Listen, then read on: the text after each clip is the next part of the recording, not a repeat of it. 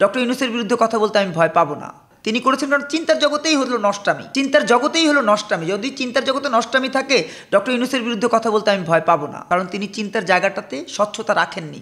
তার গ্রামীণ ব্যাংকের ট্যাক্স মওকুফ করার কোনো কারণ নাই। মনে করেন যে খালেদা জিয়া যখন প্রধানমন্ত্রী ছিলেন, তার বোন মন্ত্রী ছিলেন, তার বোনের এমন কোনো যোগ্যতা ছিল না যে ওই চকলেট আপা মন্ত্রী হতে পারেন। আবার শেখ হাসিনা তিনি যখন ক্ষমতা ছিলেন, তার চাচতো ভাই, মামাতো ভাই, খালাতো ভাই, নানাতো ভাই, দাদাতো ভাই যা আছে সব নিয়ে এসে মন্ত্রী পরিষদে, সংসদে বিভিন্ন জায়গায় বসিয়েছেন। স্বরাষ্ট্রমন্ত্রী ছিলেন আসাদুজ্জামান খান কামাল, একটা অথর্ব, এবং এই অথর্ব ব্যক্তির কারণে আমাদের প্রায় 2000 শিক্ষার্থী, শ্রমজীবী, সাধারণ মানুষ কিন্তু মৃত্যুবরণ করেছে, কারণ তার নির্দেশনা ছিল গুলি করো।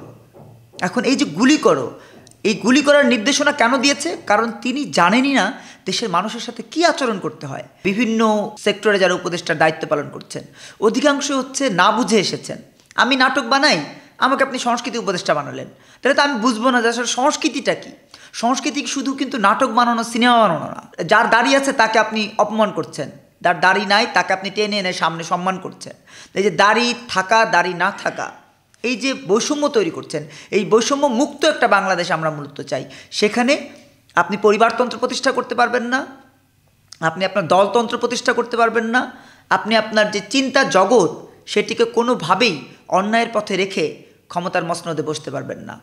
আপনি চিন্তার জগৎকে অবশ্যই স্বচ্ছ রাখবেন। যদি সেটি হয়, তাহলে যে গ্রামীণ ব্যাংকের যেমন ট্যাক্স মওকুফ করেছে প্রধান উপদেষ্টা, এটি তিনি করতেন না। তিনি করেছেন কারণ চিন্তার জগতেই হলো নষ্টামি, চিন্তার জগতেই হলো নষ্টামি। যদি চিন্তার জগতে নষ্টামি থাকে, ডক্টর ইউনূসের বিরুদ্ধে কথা বলতে আমি ভয় পাবো না, কারণ তিনি চিন্তার জায়গাটাতে স্বচ্ছতা রাখেননি।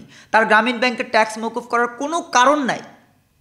তার উচিত ছিল তার গ্রামীণ ব্যাংক যেখানে আছে সেখানেই থাকুক, তার মতো করে প্রতিষ্ঠানটা চলুক, তিনি তার মতো করে রাষ্ট্রটা চালান। সেটি তিনি করছেন না। তাকে আইনের শরণাপন্ন হতে হয়েছে, কোর্টে দৌড়াদৌড়ি করতে হয়েছে। তিনি এখন শেখ হাসিনাকে দৌড়াদৌড়ি করতে বাধ্য করতে চাইছেন। এমন বাংলাদেশ আসলে আমরা প্রত্যাশা করি না।